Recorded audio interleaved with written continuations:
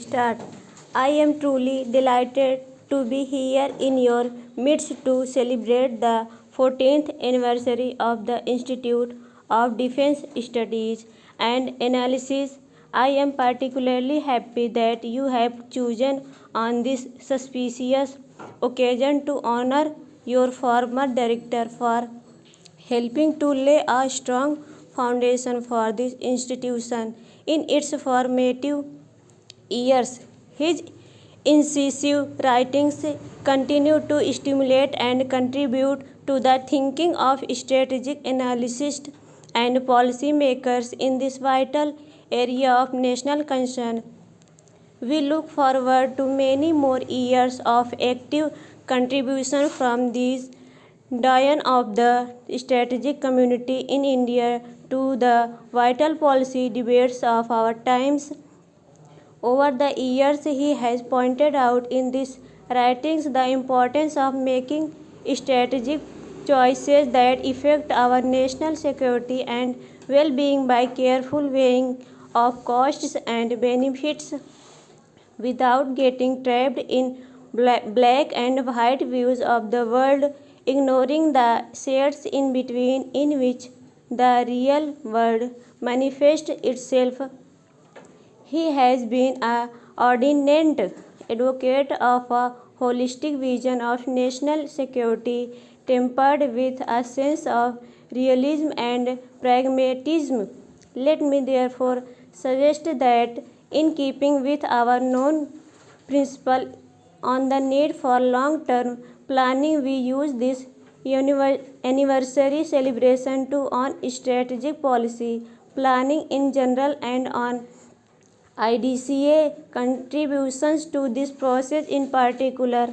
On balance, I think it is fair to say that over the past 4 decades, IDSA has largely fulfilled its mission, while the existence of IDSA as one of our few strategic think tanks suggests a deeper need to create an adequately vibrant strategic community. This is perhaps a subject for study in its own right. Suffice here to say that I believe your institute has rendered great service often in difficult circumstances to promote strategic thinking, inform policymakers and the public at large, and to develop a community of strategic thinkers. I congratulate all those associated with this institute for contributing to strategic studies and institution building in a vital area of national concern. However, an anniversary is also an occasion to subjectively consider the lessons of the past and to strategize to meet the challenges of our future.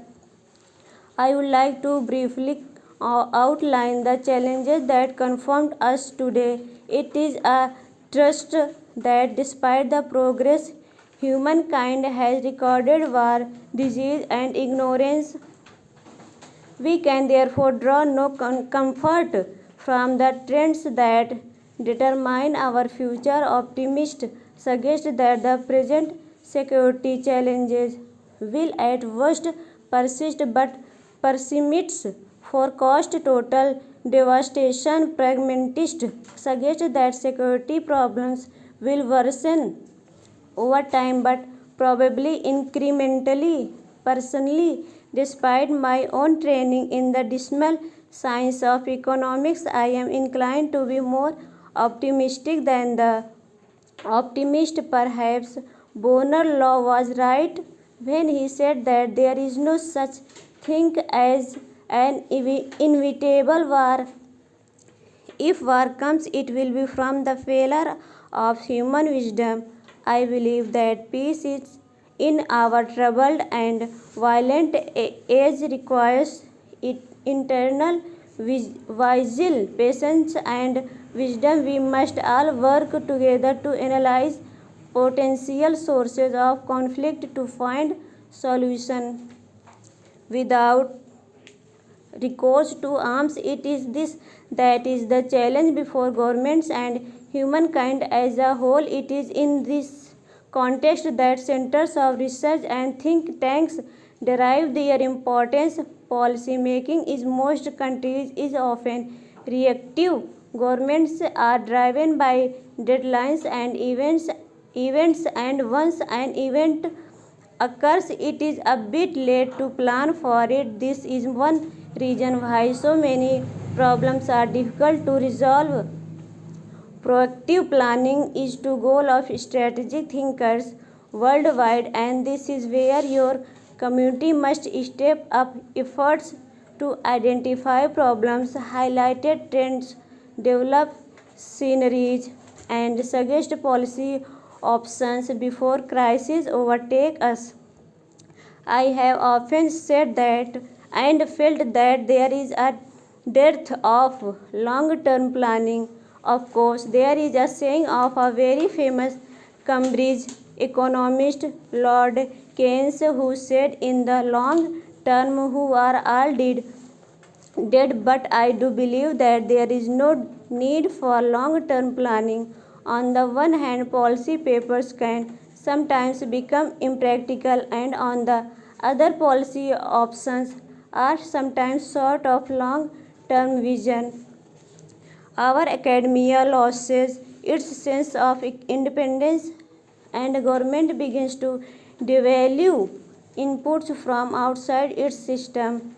There is therefore an obvious interest is strengthening mutual interaction to focus on long-term planning. In the language of economics, the cost of investing in long-term policy making in time, money, and energy are quantifiable and immediate.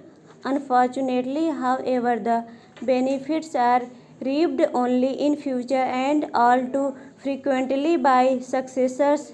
These benefits are also hard to quantify since a crisis averted does not registered on the popular consciousness. Naturally, the incentive for in-depth analysis and long-term policy planning has always been weak, despite the obviously disastrous consequences of ignoring such efforts. Having said that, let me elaborate my perspective of our security environment. There are those who define security solely in the narrow of violent conflict as only.